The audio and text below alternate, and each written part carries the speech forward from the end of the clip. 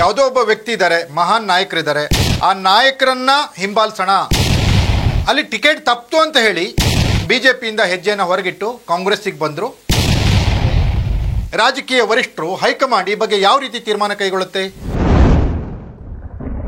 Ladies and gentleman, ಈ ಬೆಳಗಾವಿ ರಾಜಕಾರಣ ಅನ್ನೋದಿದೆಯಲ್ಲ, ಅದರಷ್ಟು ವಿಚಿತ್ರ, ಅದರಷ್ಟು ಆಶ್ಚರ್ಯ ತರುವಂಥದ್ದು, ಅಥವಾ ಅದರಷ್ಟು ಒಂದು ರೀತಿ ಹುಚ್ಚುತನದ ರಾಜಕೀಯ ಬೇರೆ ಎಲ್ಲೂ ನಿಮಗೆ ನೋಡ್ಲಿಕ್ಕೆ ಸಿಗಲ್ಲ. ಯಾಕಂದರೆ ಆ ಬೆಳಗಾವಿ ರಾಜಕಾರಣದಲ್ಲಿ ಪಕ್ಷವನ್ನು ನಿಷ್ಠೆಯನ್ನಾಗಿ ತೆಗೆದುಕೊಂಡು ಪಕ್ಷದ ಶಿಸ್ತಿನ ಸಿಪಾಯಿಯಾಗಿ ಹೋದರೆ ಅಲ್ಲಿ ಬರುವಂಥ ತೊಂದರೆಗಳು, ಚಾಲೆಂಜಸ್ ಬೇರೆ.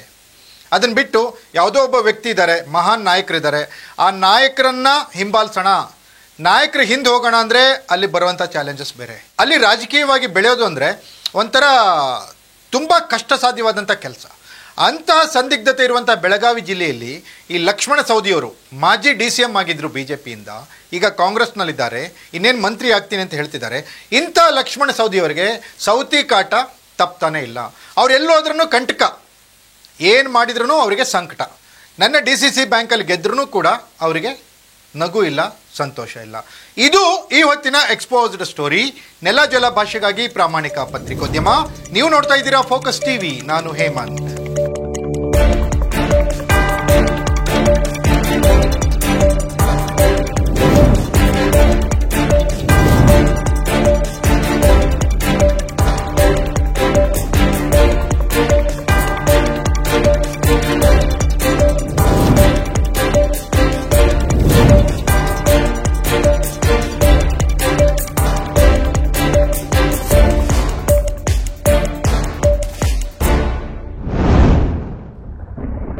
ವೀಕ್ಷಕರೇ, ಬೆಳಗಾವಿ ಜಿಲ್ಲೆಯಲ್ಲಿ ರಾಜಕೀಯ ರಣಕಣ ರೋಚಕ ಹಂತದತ್ತ ತಲುಪಿ ಈಗ ಸೈಲೆಂಟ್ ಆಗಿದೆ.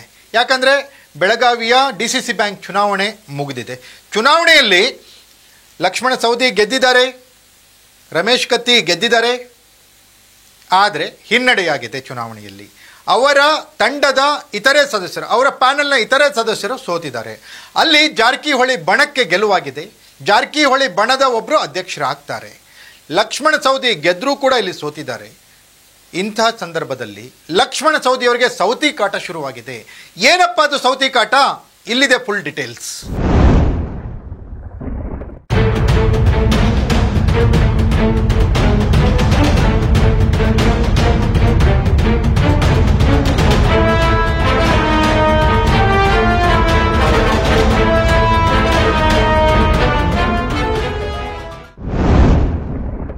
ಎಸ್ ವೀಕ್ಷಕರೇ, ಲಕ್ಷ್ಮಣ ಸವದಿ RSS ಹಿನ್ನೆಲೆಯವರು, ABVPಯಿಂದ ಬಂದಂಥವರು, ಸಂಘ ಪರಿವಾರದ ನೆಚ್ಚಿನ ಹುಡುಗರಾಗಿದ್ದವರು.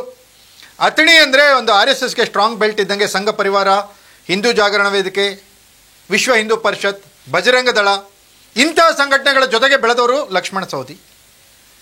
ಅವರು ಅನಿರೀಕ್ಷಿತವಾಗಿ ಅತಣಿಯಲ್ಲಿ ಸೋತರೂ ಕೂಡ ಉಪಮುಖ್ಯಮಂತ್ರಿ ಆಗ್ತಾರೆ. ಯಡಿಯೂರಪ್ಪನವರ 2ನೇ ಆಪರೇಷನ್ ಕಮಲದ ಸರ್ಕಾರದಲ್ಲಿ. ಆದರೂ ಕೂಡ ಅವರು BJPಯಲ್ಲಿ ಇರಲ್ಲ. ಅವರು BJPಯಿಂದ ಹೊರಗೆ ಹೋಗ್ಲಿಕ್ಕೆ ಕಾರಣ ಏನಪ್ಪ ಅಂದರೆ ಜಾರಕಿಹೊಳಿ.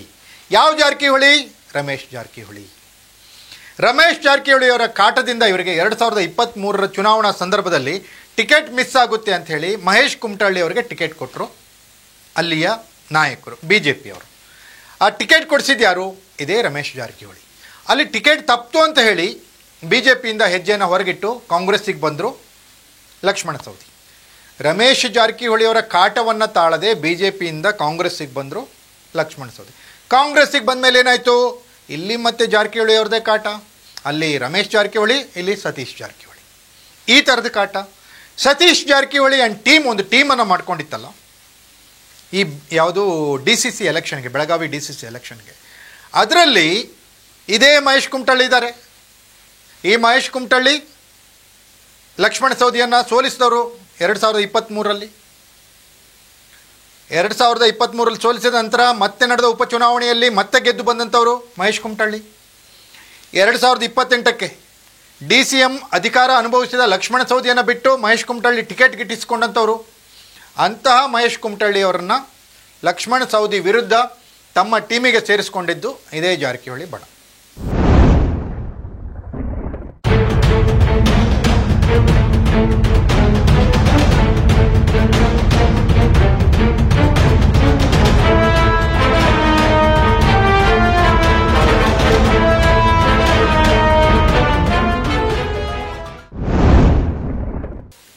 ಅಲ್ಲಿ ಲಕ್ಷ್ಮಣ ಸವದಿ ತಮ್ಮ ಪ್ರತಿಭೆ, ತಮ್ಮ ಚಾಣಾಕ್ಷತನದಿಂದ ಭರ್ಜರಿ ಮತದಿಂದ ಗೆದ್ದರೂ ಕೂಡ ಪಕ್ಷ ಸಂಘಟನೆ ದೃಷ್ಟಿಯಲ್ಲಿ ಅವರಿಗೆ ಹಿನ್ನಡೆಯಾಗ್ತಾನೆ ಇದೆ.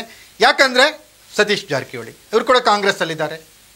ಲಕ್ಷ್ಮಣ ಸವದಿಯವರಿಗೆ ಯಾವುದೇ ರೀತಿಯಲ್ಲಿ ಸಪೋರ್ಟ್ ಸಿಗ್ತಾ ಇಲ್ಲ, ಪಕ್ಷವನ್ನು ಕಟ್ಟಲಿಕ್ಕೆ ಆಗ್ತಾ ಇಲ್ಲ. ಬಿ ಜೆ ಪಿಯಲ್ಲಿ ಇದೇ ರೀತಿ ವಾತಾವರಣದಿಂದ ಬಿ ಜೆ ಪಿ ಬಿಟ್ಟು ಕಾಂಗ್ರೆಸ್ಸಿಗೆ ಬಂದರು. ಬಿ ಜೆ ಪಿಯಲ್ಲಿದ್ದಾಗ ತೊಂದರೆ ಆಗಿದ್ದು ರಮೇಶ್ ಜಾರಕಿಹೊಳಿ ಅವರಿಂದ, ಕಾಂಗ್ರೆಸ್ಸಿಗೆ ಬಂದ ಮೇಲೆ ತೊಂದರೆ ಆಗ್ತಿರೋದು ಸತೀಶ್ ಜಾರಕಿಹೊಳಿ. ಇಂತಹ ಸಂದಿಗ್ಧತೆಯಲ್ಲಿ ಯಾವ ರೀತಿ ಪಕ್ಷ ಕಟ್ಟಲಿಕ್ಕೆ ಸಾಧ್ಯ ಬೆಳಗಾವಿಯಲ್ಲಿ? ಇದೊಂಥರ ಸವತಿ ಮತ್ಸರ, ಸವತಿ ಕಾಟ, ಸವತಿ ಕಂಟಕ. ಸೌದಿಯವರಿಗೆ ಎಲ್ಲೋದ್ರೂ ತಪ್ತಾನೆ ಇಲ್ಲ. ಹಾಗಾದರೆ ರಾಜಕೀಯ ವರಿಷ್ಠರು, ಹೈಕಮಾಂಡ್ ಈ ಬಗ್ಗೆ ಯಾವ ರೀತಿ ತೀರ್ಮಾನ ಕೈಗೊಳ್ಳುತ್ತೆ ಕಾದು ನೋಡಬೇಕಿದೆ. ಇದಾಗಿತ್ತು ಇವತ್ತಿನ ಬಿಗ್ ಎಕ್ಸ್ಪೋಸ್ಡ್ ಸ್ಟೋರಿ. ನೆಲ ಜಲ ಭಾಷೆಗಾಗಿ ನೋಡ್ತಾ ಇರಿ ಫೋಕಸ್ ಟಿವಿ.